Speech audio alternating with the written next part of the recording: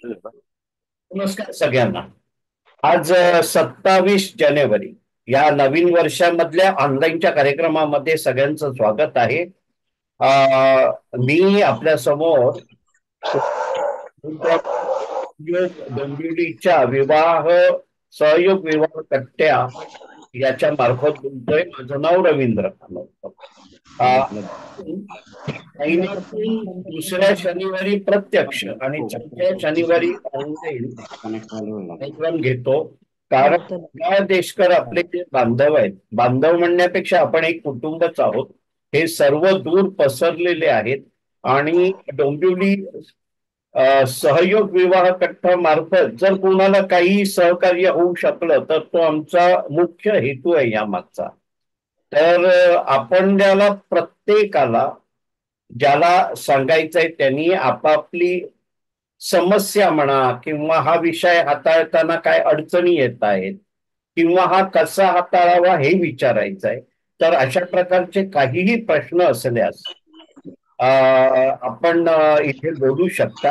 आणि सूचना करायची असेल तर ती व्यवस्थित करू नका, सगळ्यांना उपयोगी होईल असं करूया. म्हणजे आपल्याला वेळेमध्ये सर्वांच्या शंका निरासन करता येईल, सगळ्यांना एकमेकांना मदत करता येईल.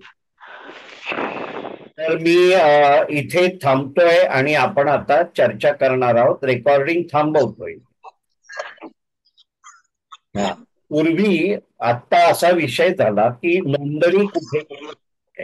तर माझी विनंती आहे सगळ्यांना, हे मी आता बोलतोय ते सर्वांसाठी आहे, जास्तीत जास्त ठिकाणी नोंदणी करा. म्हणजे मी फक्त कुडाळ देशकर संस्थांमध्ये नोंदणी करा एवढंच सांगतोय, कारण बाकी कोणत्याही संस्थेची मला माहिती नाहीये, ज्या काही प्रायव्हेट ऑपरेटर्स आहेत त्यांची. पण आपण कुडाळ देशकर आहोत, तर कुडाळ देशकरांच्या संस्था जर बघायला गेल्या, आता आपल्याशी बोलतायत त्या लांबून बोलतायत, पण मुंबईमध्ये फक्त नोंदणी होते.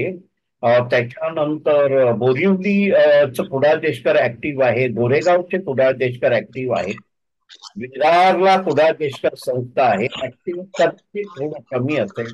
डोंबिवली सहयोग डोंबिवली त्याच्या वतीने मी बोलतोय ते ऍक्टिव्ह आहे. आपलं पनवेल ऍक्टिव्ह आहे, त्याच ग्रुप ऍक्टिव्ह आहे. आपल्याकडे उमा नाईक स्वतः पण सगळ्यांसाठी ऍक्टिव्हिटी चॅरिटी म्हणून चालवतात. कुडाळ ऍक्टिव्ह आहे. नोंदणी जास्तीत जास्त हा एक झाला.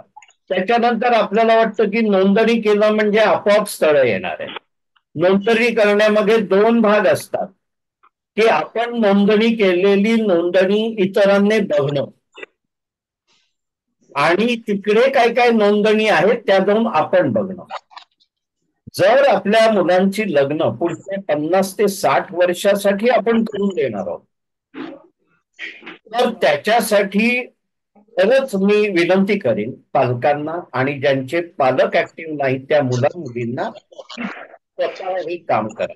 तर आपण नोंदणी करून आलो आणि आपण तिकडे बघायलाच नाही गेलो की बाकीच्यांच्या नोंदणी कोणाच्या आहे. असं जर तिथे नोंदणी केलेलं सगळ्यांनी केलं तर आपली नोंदणी पण कोणाला दिसणार नाही आणि आपल्याला कोणाची नोंदणी दिसणार नाही. थोडी मेहनत घ्या. अगदी पुण्याला जायचं झालं तर दगडूशेठ हलवाईच्या गणपतीला नमस्कार करायला म्हणून सांगून संस्थेत जाऊन नाही, कारण ना हे अगोदरच थोडं पायपीट केलेली जाणार नाही आहे. त्याच्यातून आपल्या ज्ञानात भर पडेल आणि आपल्याला स्थळ जास्तीत जास्त उपलब्ध. नंबर 2, कधी असं समजू नका की कोल्हापूरमध्ये नोंदणी केली म्हणजे कोल्हापूर मधली स्थळं तिथे आहेत, डोंबिवलीत नोंदणी केली म्हणजे डोंबिवलीतली स्थळं तिथे आहेत, असं नसतं. आमच्याकडे परदेशातले पण खूप स्थळं आहेत आणि सर्व दूरची आहेत. म्हणजे कर्नाटकातली आहेत, बेळगाव आहे, गोवा आहे, कोल्हापूर आहे, पुणा आहे, कुडाळ आहे. तर त्यामुळे सर्व ठिकाणी सर्व ठिकाणची नोंदणी असते. हा झाला दुसरा भाग. आणि आता मला एका ताईंनी सांगितलं की आमच्यापेक्षा काही नाही, फक्त ग्रॅज्युएट ताई. तर साधारण विचारून आणि तुमच्या ह्याने आपले त्याच्यापेक्षा असायला काहीच हरकत नाही, वाचता येते. कारण फक्त ग्रॅज्युएट पाहिजे ही काही अपेक्षा नाही होत. मुलाला मुलगी आवडायला तर पाहिजे. म्हणजे मुलाची अपेक्षा काय ही पण महत्वाची आहे. याच्यासाठी मला एक सांगायला आवडेल की पालक आणि मुलगा मुलगी किंवा पालक जर काका काकी असेल तर पुतण्या पुतणी, मामा मामी असेल तर भाचा भाची, यांनी एकत्र बसून साधारण एक 1.5 तासाची घरात एक बैठक करायला पाहिजे आणि समजून घ्यायला पाहिजे की नाहीतर ना, आमचा अनुभव असा आहे की मुलं मुली लग्न इच्छुक आम्हाला परस्पर सांगतात. म्हणजे त्यांची घरातल्यांबद्दल कंप्लेंट नसते, पण हो काका काय करणार आहे, आई बाबांच्या तावडीतून त्यांच्या सगळ्या पॅरामीटर्स लावून एखादं स्थळ सुटलं तर ते आमच्यापर्यंत येईल ना. ही एक नाराजी आहे, लक्षात घ्या. आणि ह्याचा अर्थ ह्याची चर्चा घरी होत नाही. दुसरी गोष्ट असं होतं की फोनवरूनच सगळे निर्णय द्यायचे. एखादा फोन आला स्थळाबद्दल, कारण हे एक अपवादात्मक उदाहरण देतोय. हो नाही, बाकी सगळं राहून दे, नाडी कोणती आहे सांगा, नाही मग जमणार नाही.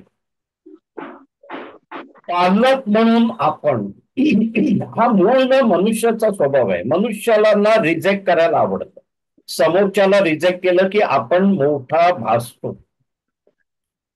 पण ह्या रिजेक्शन मधून आपण पुढे नाही जाऊ शकत. तर नाही शब्द न वापरता हे प्रकरण हाताळावं. कारण आपल्या समोर 100 गोष्टी असतात आणि 5 गोष्टी नसतात, तेव्हा पण आपण नॉर्मल दैनंदिन जगताना नाही त्या गोष्टींकडे बघून जगतो आणि दुःखी राहतो. त्यामुळे ज्योतिषांचं काम ज्योतिषांना, पालकांनी काम करायचंय आणि मुलाच्या मुलीच्या म्हणजे पाल्यांच्या वतीने एक पालक म्हणून उभं राहायचंय, निवडक म्हणून उभं नाही राहायचंय. लग्न मुलाला किंवा मुलीला करायचं आहे आणि लग्न मुलगा किंवा मुली करताना ती स्वतःच्या जबाबदारीने करतील. ते उद्या असं नाही सांगणार आहे तुम्ही सांगितलं म्हणून मी लग्न केलं.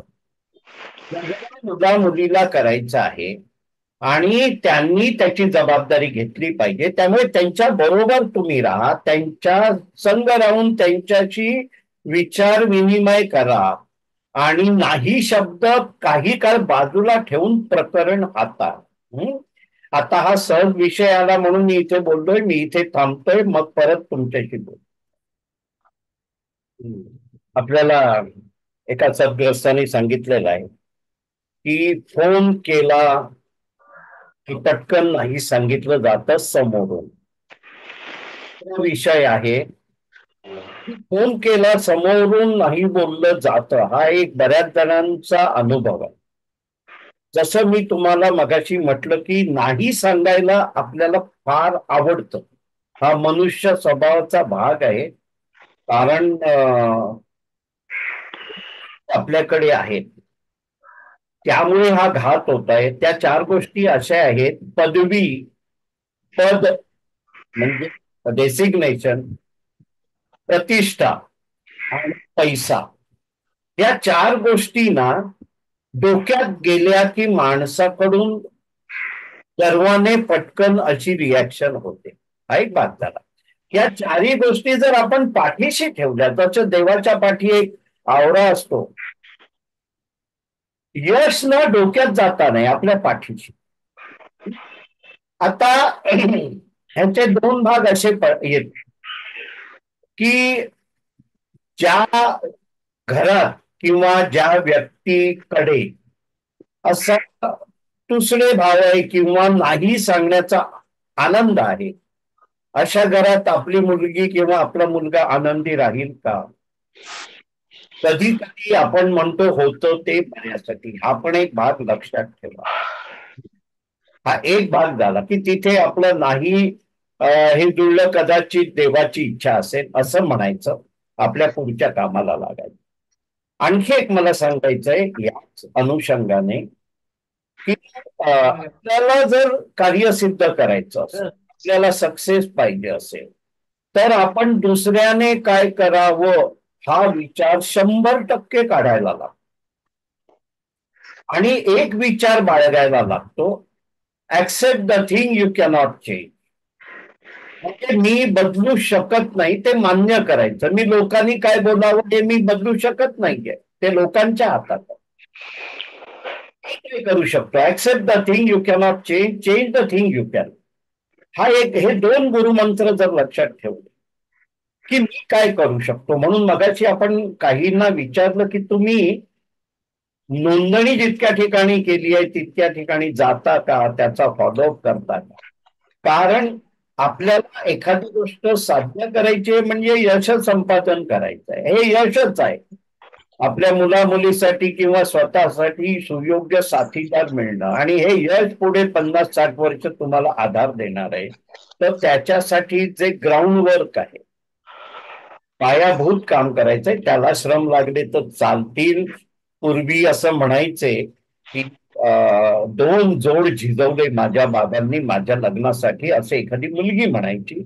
आता आपण म्हणूया बाबांनी, मुलाच्या बाबांनी एक जोड झिजवला आणि मुलीच्या बाबांनी एक जोड झिजवला. पण जोड झिजवले पाहिजे. व्हॉट्सअप आणि टेलिफोन हे कम्युनिकेशन मध्ये पूर्ण काम करत नाही. जेव्हा आपण कम्युनिकेशन म्हणतो की पूर्ण, त्याला असं म्हणतात, सॉरी हा कसा शब्द विचारला, कम्युनिकेशन म्हणजे संवाद आला. आणि पूर्ण संवाद होण्यासाठी आपल्याला थोडं एकमेकांशी फार बोलणं लागतं, कमीत कमी 15 मिनिटं 20 मिनिटं, पण ते फोनवर होत नाही. म्हणून हे शक्यतो प्रत्यक्ष करावं. थोडस जरी आपलं प्रपोजल जुळतंय असं वाटलं म्हणजे 60% एकमेकांना, तर किती लांब बसून ते स्थळ एकमेकांच्या घरी जाऊन आधी भेटा. काय होईल, एक नवीन दोस्ती तयार होईल ना, एक नवीन नातं तयार होईल. लग्न होईल की नाही हा नंतरचा प्रश्न आहे.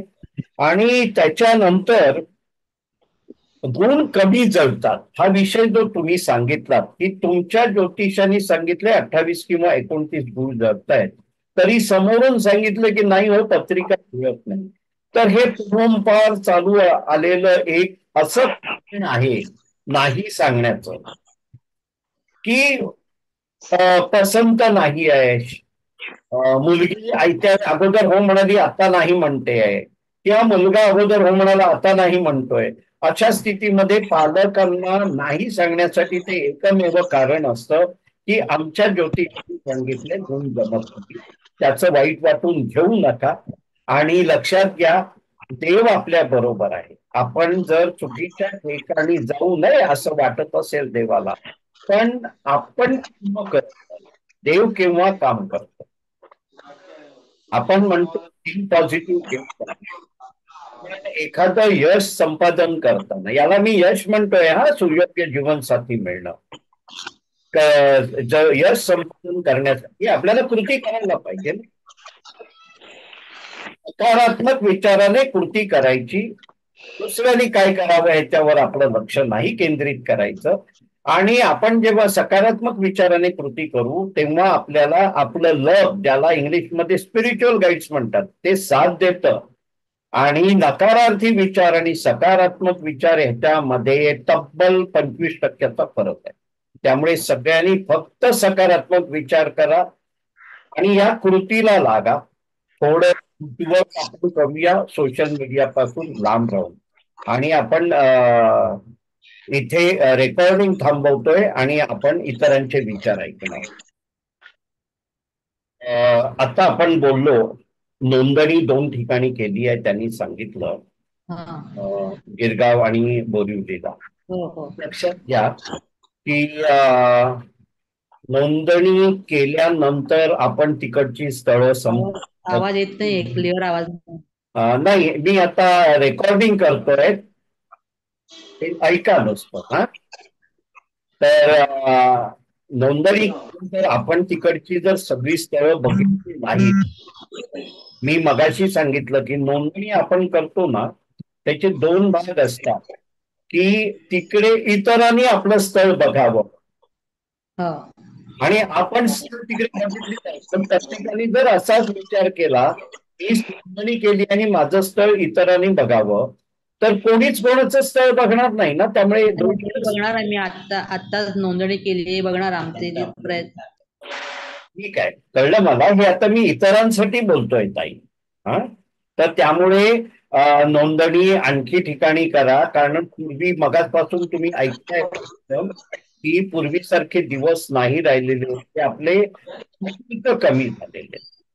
कसं असतं बघा, मी एक वेगळं उदाहरण देतो सगळ्यांना. एखाद्या दुकानदाराने दुकान सुरू केलं समजा, आणि तो घेण्याची वाट बघत तर बसला 1 महिना, 2 महिने, 3 महिने, तर त्याचं जेव्हा खर्च चालू होतात, तर एक 5-6 महिने झाल्यानंतर त्याला जड व्हायला लागतं.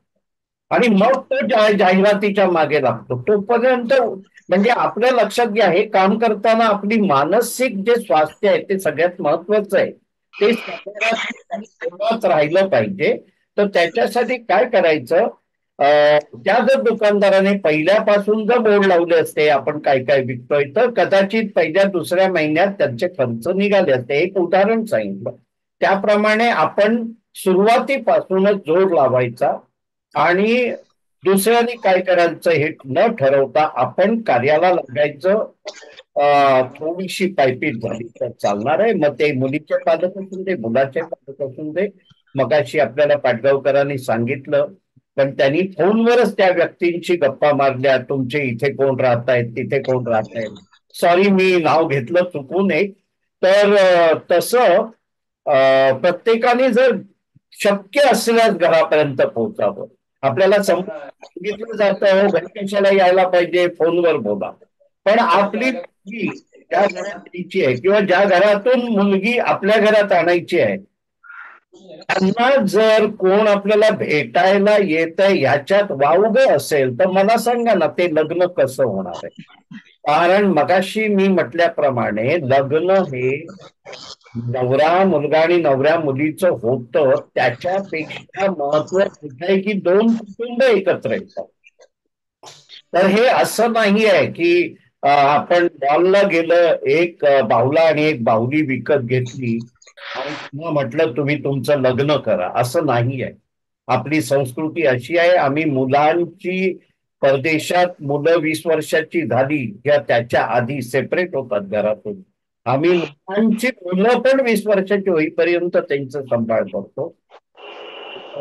त्यामुळे आपल्याला दोन कुटुंब बांधायची आहे. आनंदाने लग्न संस्कार झाले, लग्न संस्कार आहे. लग्न म्हणजे एकमेक माळ घातली आणि एकत्र आले नाही आहे. घेऊ नका, पण जास्तीत जास्त मेहनत घ्या व आपण प्रयत्न करत राहू. हा, मी इथे रेकॉर्डिंग.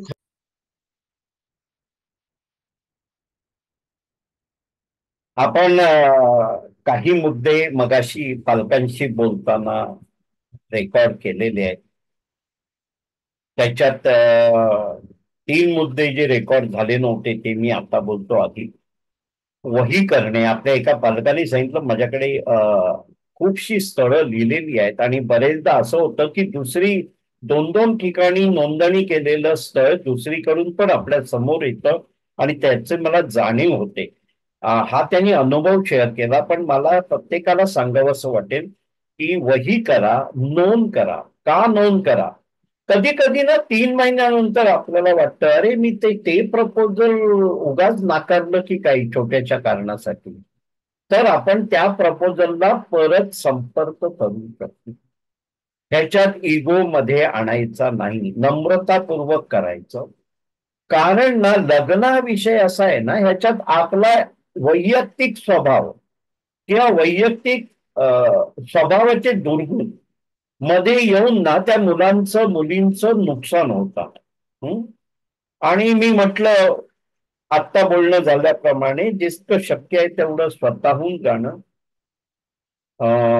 जेवढ्या लवकर शक्य आहे तोपर्यंत जाणं. त्यांना म्हणायचं, ठीक आहे तुम्ही म्हणताय फोनवर बोलू, पण मी येणारच आहे बोरिवलीला एका कामाला, तर प्रत्यक्ष बोलून घेऊया. मग लग्न होईल की नाही हा नंतरचा प्रश्न आहे. ओळख तरी होईल आपली.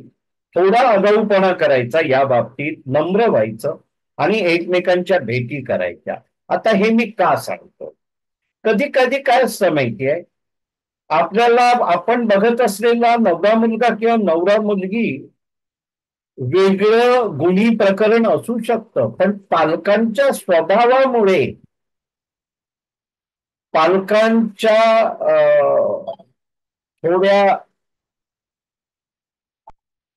ऑनलाईन मध्ये स्वभावामुळे ना ते चांगलं होणारं होत पण नाही ना. म्हणून वैयक्तिक भेटणं चांगलं असतं, घरी गेल्यानंतर सगळं प्रकरण बदलतं.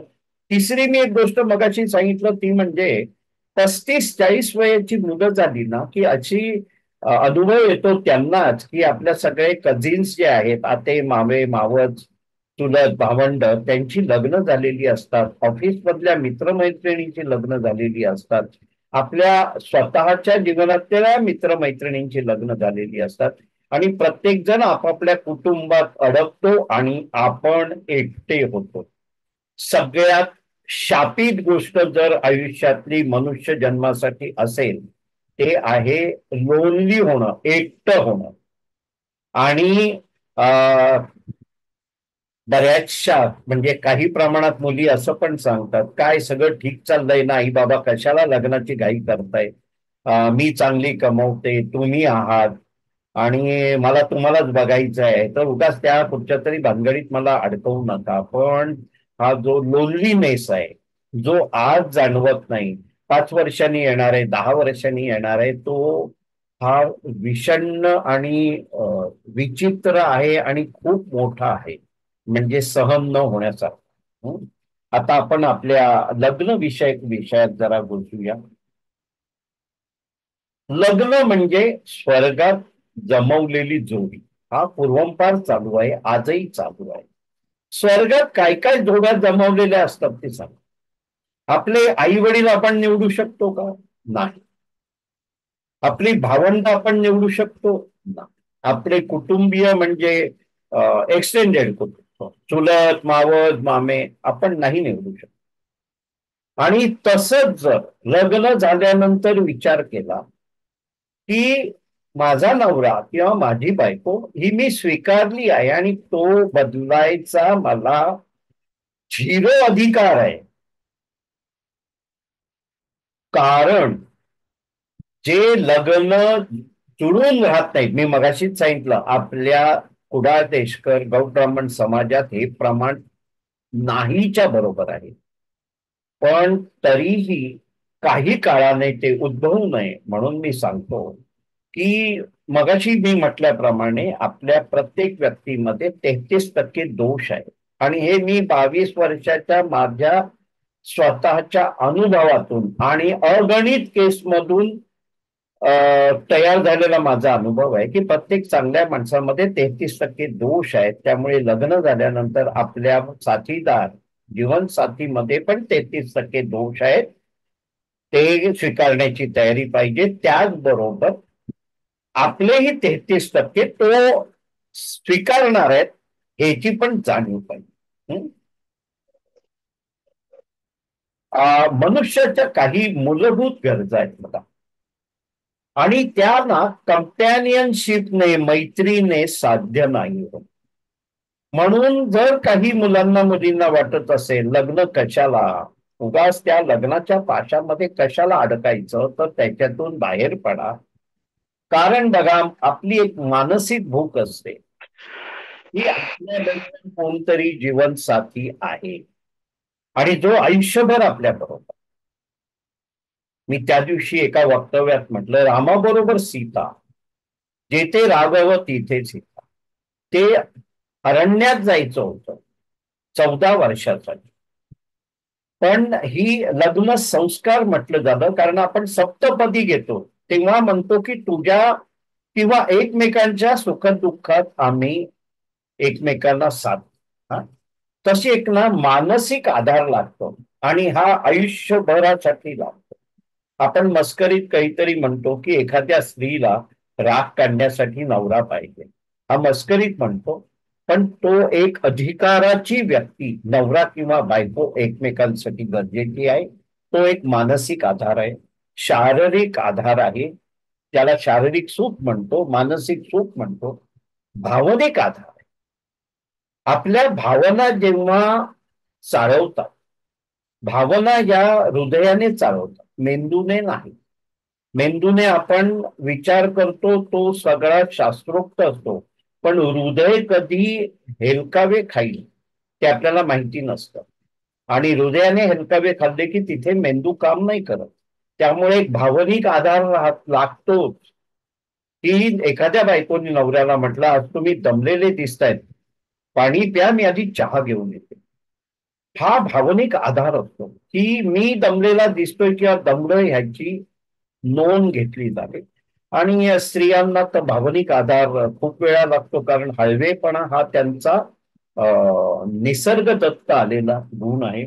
वैचारिक आधार लागतो, काहीतरी गप्पा मारायला, कुठच्या तरी विषयावर बोलायला एक हक्काची व्यक्ती लागतो. कौटुंबिक आधार लागतो, कुटुंब व्यवस्था. प्रत्येक स्त्रीला वाटतं की माझं बाळ असावं, माझं कुटुंब असावं. आणि एक सामाजिक आधार. आपल्याकडे पटकन विचारलं जातं, किती वय आहे मुलीचं? 32. मग अजून नाही लग्न केलं?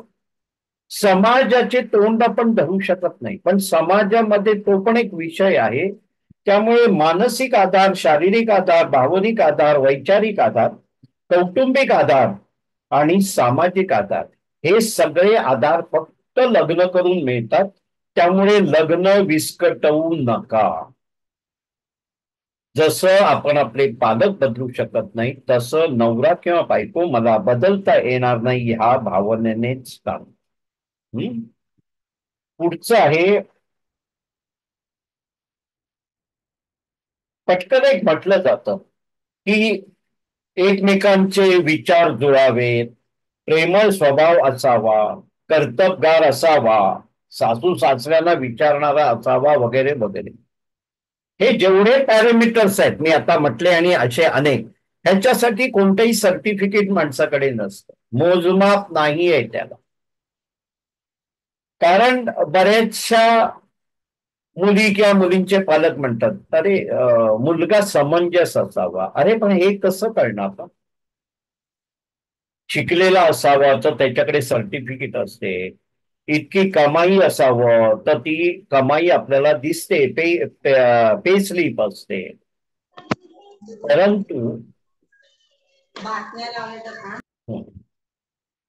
परंतु हे जे आहेत एकमेकांचे विचार जुळावेत वगैरे, ह्याच्यासाठी मी नेहमी असं म्हणतो की साधारण 60-70% प्रपोजल ओके झालं पालकांकडून की मुला मुलींना एकमेकांचे फोटो दाखवा, अगोदर दाखवू नका. काही गरज नाहीये. तुम्ही रिजेक्ट करणार असेल तर फोटो दाखवून त्या मुलांच्या जीवाची का खेळता? कारण मुलं मुली आहेत ना, त्यांचं वय असं आहे की ते पटकन त्या फोटोमध्ये पण इन्व्हॉल्व्ह होऊ शकतात. आणि एखाद्या विषयात इन्व्हॉल्व्ह झालं की आपली डोकं उत्तम रीतीने काम नाही करत, मग हृदय त्याच्यात अडथळा घालते आणि एखादं प्रपोजल ठरवण्यात अडचण येऊ शकते. पालकांनी आपल्या दृष्टीने प्रकरण सगळ्या दृष्टीने बघावं, त्याच्यानंतर फोटो पास करावा आणि मुला मुलींची प्रत्यक्ष 3 भेटी व्हाव्यात असं मी आग्रहाने सांगतोय. कारण आता जे आपण म्हटलं एकमेकांचे विचार जुळावे, प्रेमळ स्वभाव असावा, हे करण्यासाठी एकच सर्टिफिकेट असं आहे की मुलींनी मुलांनी साधारण 1-1, 1.5 तासाच्या कमीत कमी 3 मीटिंग करावे. पहिल्या मीटिंग मध्ये मुलगी ओपन होत नाही. मुलगी कितीही बोल्ड असली तरी निसर्गदत्त हा जो शायनेस आहे, लाजाळूपणा आहे, शरमच गोष्ट आहे, तो मुलींमध्ये जास्ती प्रमाणात. त्यामुळे मुलीने पहिल्याच मीटिंग मध्ये फार बोलावं, हे किती बोल्ड असली तरी ते शक्य नाहीये. तो बोल्डपणा आर्टिफिशियल असतो, हे मुलींनी पण लक्षात घ्यावं. आणि बोल्डनेस म्हणजे आपण प्रकरण हाताळतोय असं नाही. बोल्डनेस हा काही गुण नाहीये प्रकरण हाताळण्यासाठी. तर 3 मीटिंग मध्ये लग्न ह्या विषयावर सोडून गप्पा मारा, फार महत्वाचं आहे. आपण लग्न विषयक जर मुलगा मुलगी बोलायला लागलं तर ते काय बोलणार सांगा? कॉशियस होणार की मी उत्तर काय दिलं पाहिजे तर समोरच्याला आवडेल. आपल्याला निसर्गदत्त उत्तर पाहिजे, तर बाकी सगळे विषय करा, रिक्षावाला करा, बसचा ट्रॅफिक करा, रोडचा ट्रॅफिक करा, रेल्वेची गर्दी करा, प्लॅटफॉर्मवरची धक्काबुक्की करा, किंवा चक्क रशिया युक्रेनचं युद्ध करा, कोणतेही विषय करा, पाऊस पाण्याचे करा, पण लग्नाचा विषय न करता 3 मिटिंगा कराव्या. त्याच्यामध्ये जर एखाद्या मुलाला किंवा मुलीला वाटलं की ह्याच्याशी मी लग्न करीन की नाही माहित नाही, पण हा एक चांगला मित्र आहे किंवा ही एक चांगली मैत्रीण होऊ शकते, असं जर वाटलं तर लग्न निश्चित करा. लग्नासाठी मैत्री हा शब्द खूपच गरजेचा आहे. आणि 3 मिटिंगामध्ये जर तुम्ही दीड तासाच्या मिटिंगामध्ये इतर विषय जर केले आणि लग्नाचा विषय नाही केला, तर तुम्हाला एकमेकांचा स्वभाव गुणांचं दर्शन होणं शक्य आहे. परत एक लक्षात ठेवायचं आहे की 33% दोष प्रत्येक व्यक्तीत असतात, माझ्यात पण आहे आणि समोरच्यात पण असणार आहे. त्यामुळे मला 33% समोरच्याशी जुळवून घ्यायचंय आणि समोरचा माझ्याशी 33% जुळवून घेणार.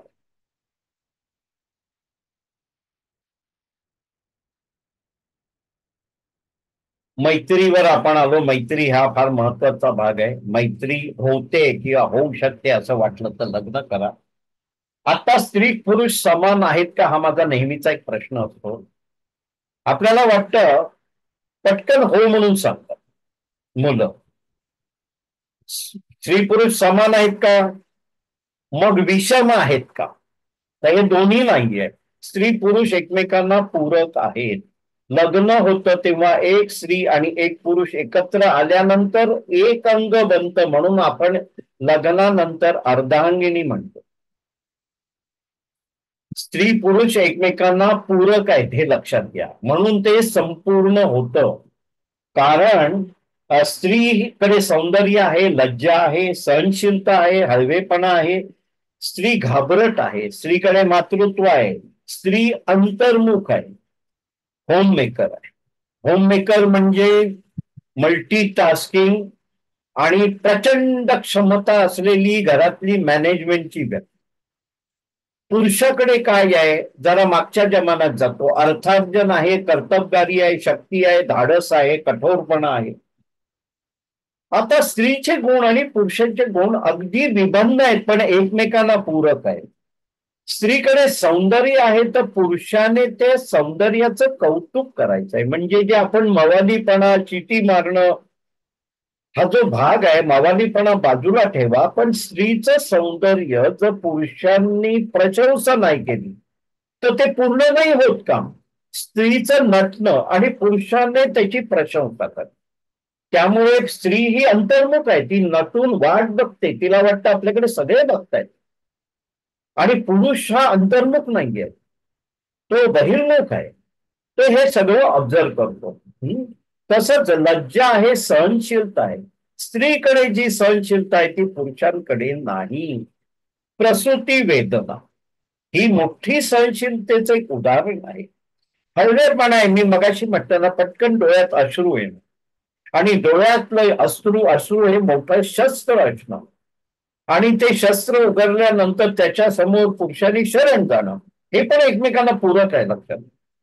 हा, स्त्री घाबरट आहे, मातृत्व आहे, पुरुषाकडे पितृत्व आहे, तो जबाबदारी घेतो आणि स्त्रीने मातृत्वात निर्माण केलेल्या व्यक्तीला, मुलाला किंवा मुलीला पूर्णपणे संरक्षण देऊन, पूर्णपणे हवं ते नको ते बघून ते पुढेपर्यंत नेतो. पण मातृत्व स्त्रीकडे आहे, ते पुरुषाकडे नाही आहे.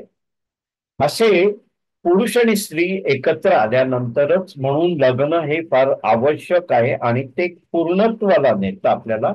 आपण पुढच्या विषयाकडे जाऊया. लव्ह मॅरेज का प्रपोज मॅरेज. बरेचसे पालक ना काही काळानंतर मुलांना सांगतात, अरे बघ रे, तू कुठेतरी बघितले असतील तर आम्हाला हा व्याप राहिला नसता. मनापासून म्हणतात, मिश्किलने म्हणतात. पण एक गोष्ट लक्षात घ्यायची आहे, प्रेम होतं, करता येत नाही. ते मुलाच्या आणि मुलीच्याही हातात नाहीये. प्रेम होतं आणि प्रेमाचे दोन प्रकरण आहेत. आपण म्हणतो प्रेमविवाह टिकत नाही, पण आपल्या समोर उदाहरणं असतात की प्रेमविवाह एवढे घट्ट टिकतात. मग हा विरोधाभास का?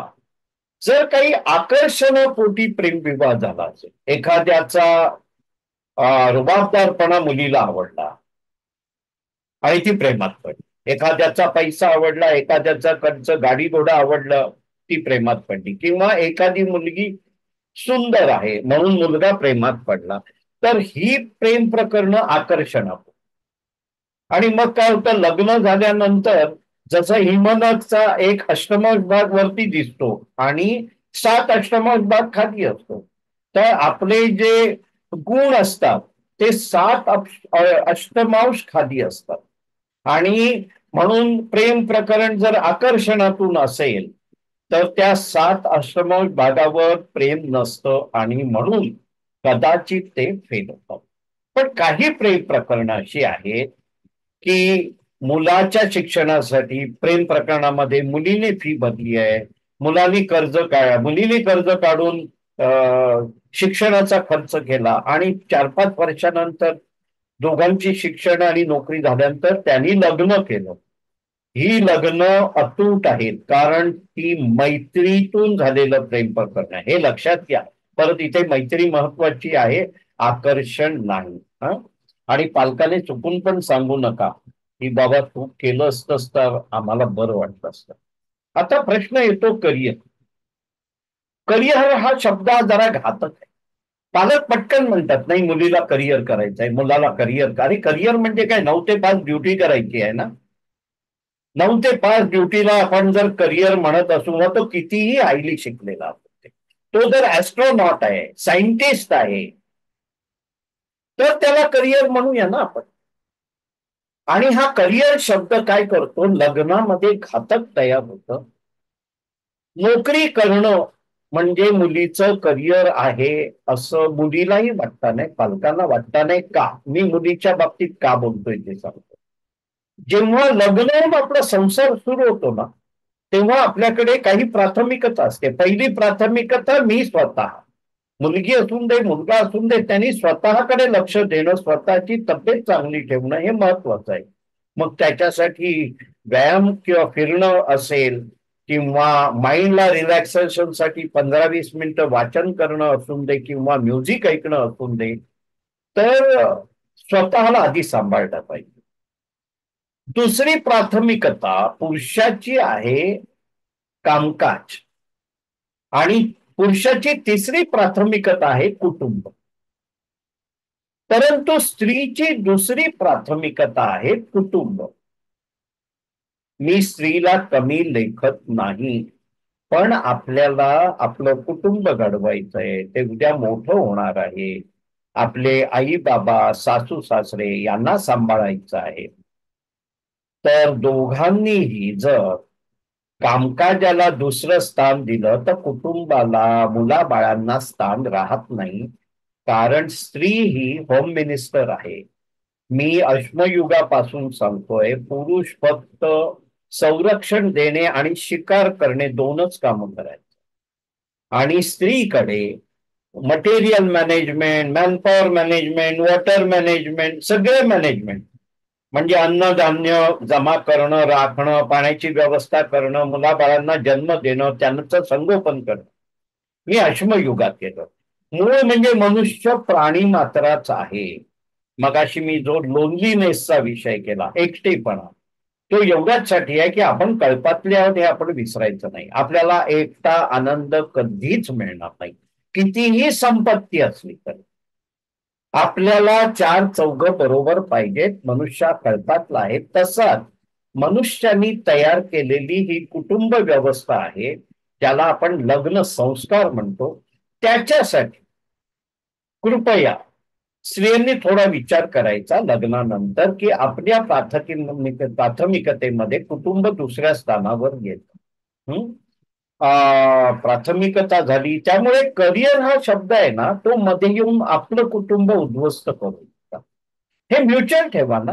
तुम्हाला माहितीये मेरी कॉमला जेव्हा ऑलिम्पिकमध्ये गोल्ड मेडल मिळालं आणि त्याच्यासाठी जायचं होतं तेव्हा 3.5 वर्ष मेरी कॉमच्या नवऱ्याने नोकरी सोडली आणि 3 मुलांचं संगोपन केलं. असंही होऊ शकतं. हे दोघांनी म्युच्युअली ठरवायचं आहे. पण असं नाही झालं की त्यांनी त्याचं कामकाज केलं आणि ती ऑलिम्पिकला गेली आणि 3 मुलं उघड्यावर पडली, असं नाही झालेलं आहे. तर पुढे जाऊया आपण. आपले अस्तित्व. बरेचदा असं वाटतं मुलांना किंवा मुलींना की लग्न झाल्यानंतर माझं अस्तित्व काय. मगाशी मी म्हटल्याप्रमाणे पदवी, पद, पैसा, प्रतिष्ठा ही 4 प आहेत ना, ते घरात उंबरठ्यातून आतमध्ये आल्यानंतर बंद करायला पाहिजेत आणि हृदयाने काम करायला पाहिजे. हे सगळे मेंदूतले प्रकार आहेत, 4 प. त्याचप्रमाणे ना, आपले अस्तित्व काय. तर मी म्हणेन लग्न झाल्यानंतर अस्तित्व तुमचं एक नवीन नवरा आणि नवीन बायको, एक नवीन जावई आणि एक नवीन सून, ह्याच्या पलीकडे अस्तित्व धरू नका.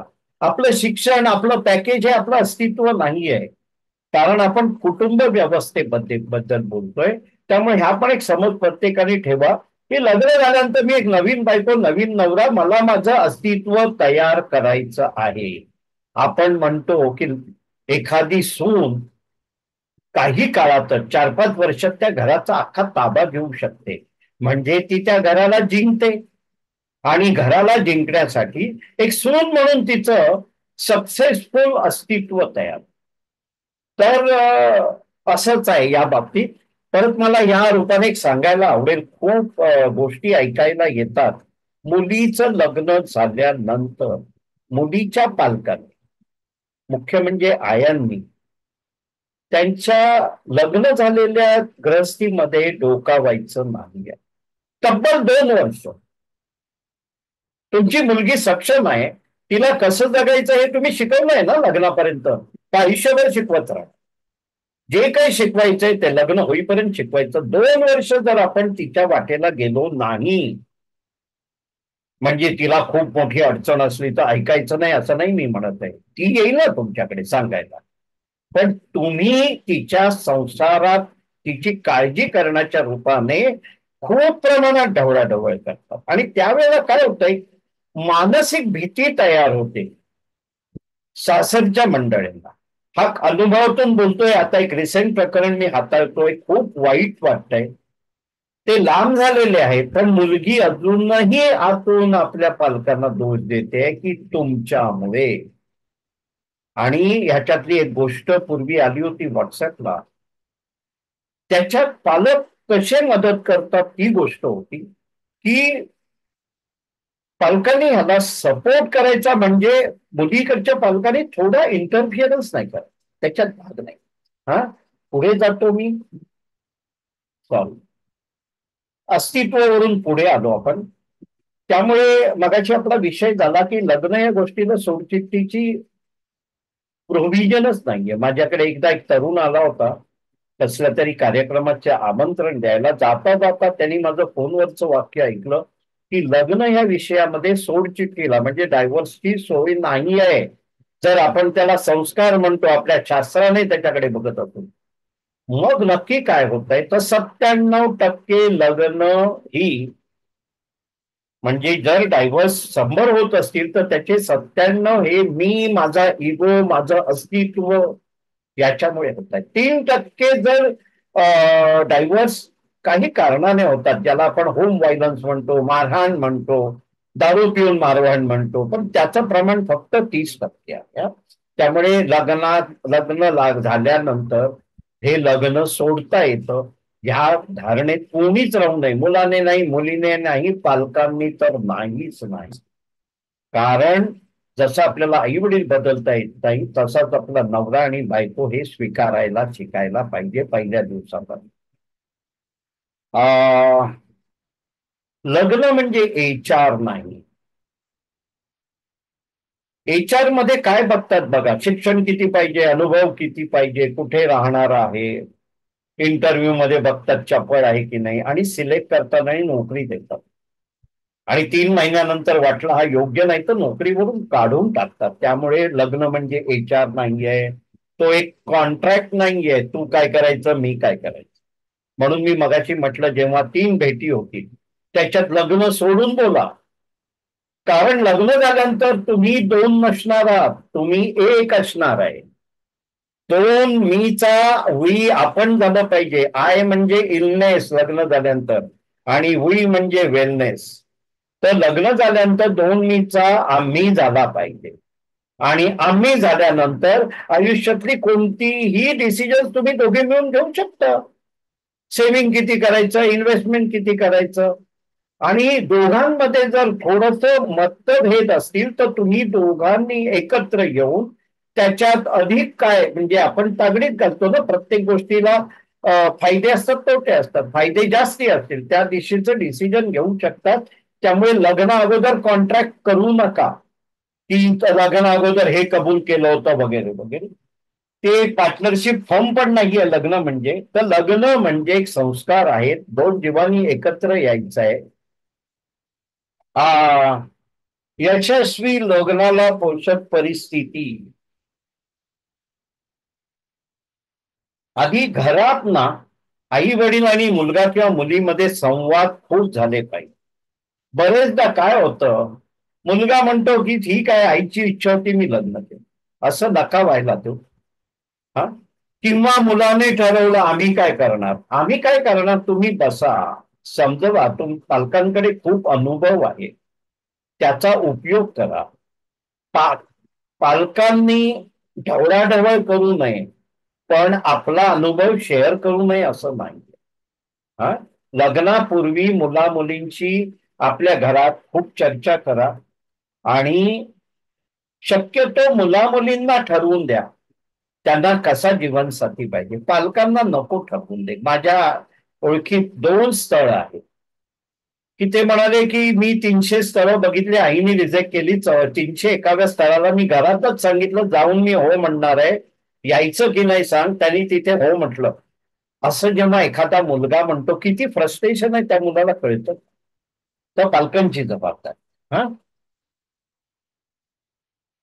नोंदणी जास्तीत जास्त ठिकाणी करावी त्याचा फॉलोअप करावा. लक्षात घ्या नुसती नोंदणी करून दोन्ही बाजूचे रस्ते बंद होतात. जर सगळ्यांनीच फक्त नोंदणी केली आणि ती नोंदणी कोणीच बघितली नाही तर आपल्यापर्यंत प्रपोजल नाही येणार.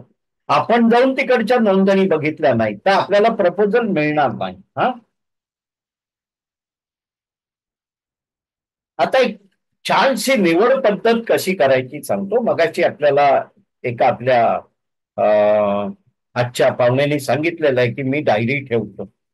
तर किंवा एका ताईंनी सांगितलं की एकच अपेक्षा आहे की ग्रॅज्युएट पाहिजे. असं नका करू. मुलाला मुलीला बरोबर बसवून अपेक्षा विचारा. एक माझ्याकडे अपेक्षाची लिस्ट आहे. पत्रिका जुळवणे ही अपेक्षा आहे का तुमची त्याला प्रथम स्थानावर द्या कारण त्याच्याशिवाय तिथून तुम्ही पुढे नाही जाणार. परंतु पत्रिका जुळवण्यामध्ये मला एक सांगायला आवडेल की आपले उपाध्ये शरद उपाध्ये यांना एका टीव्ही इंटरव्ह्यू मध्ये कोणता तरी कट्टा म्हणून बरोबर 60 मिनिटाचा एक व्हिडिओ आहे 56 का 57 मिनिटाचा. त्याच्यात शेवटच्या 5 मिनिटात त्यांना प्रश्न विचारलाय की पत्रिका लग्न करण्यापूर्वी पत्रिका जुळवायची की नाही ह्याचं उत्तर द्या आणि तुम्ही ते स्पष्ट उत्तर द्या. शरद उपाध्ये आहेत बघा मास्टर आहेत. त्यांनी सांगितलं लग्न करण्यासाठी पत्रिका जुळवायची गरज नाही. फार महत्वाचं आहे लक्षात घ्या. मुला मुलींनी पण लक्षात घ्या पालकांनी पण लक्षात घ्या. परंतु लग्न झाल्यानंतर एकमेकांच्या पत्रिका दाखवून काय गुण आहेत आणि काय दोष आहेत ते समजून घ्या. म्हणजे एकमेकांना एकमेकांचे दोष गिळता येतील आणि जे गुण आहेत त्याची प्रशंसा करता येईल. त्यांनी सांगितलंय लग्न करण्यासाठी पत्रिका जुळवण्याची गरज नाही पण लग्न झाल्यानंतर पत्रिका दाखवून एकमेकांचे गुण दोष समजून घ्या. जर तुमच्यात एवढं धाडस नसेल तर लग्नापूर्वी गुण आणि दोष समजून घ्या. कारण बाकी जे आहेत 12 घरं किंवा काय कालसर्पयोग आणि बाकीचे पत्रिकामध्ये इतर गोष्टी आहेत ते शास्त्र आहेत. पण आपल्याला शास्त्र सांगणारे शास्त्री किती मातब्बर आहेत. किंवा त्यांचं मन किती स्वच्छ आहे. कारण आपल्याला माहिती असते ही शांत करा ती शांत करा. तुम्हाला हे मी कोणाबद्दल वाईट इथे म्हणू शकत इच्छित नाहीये, पण एवढ्या मातब्बर माणसांनी सांगितलेलं आहे की गुण आणि दोष समजून घ्या. मगाशी मी जेव्हा सॉफ्ट अनालिसिस म्हटलं त्याच्यात पण गुण आणि दोषांबद्दलच बोललो. पत्रिका जुळवणे हा भाग असेल.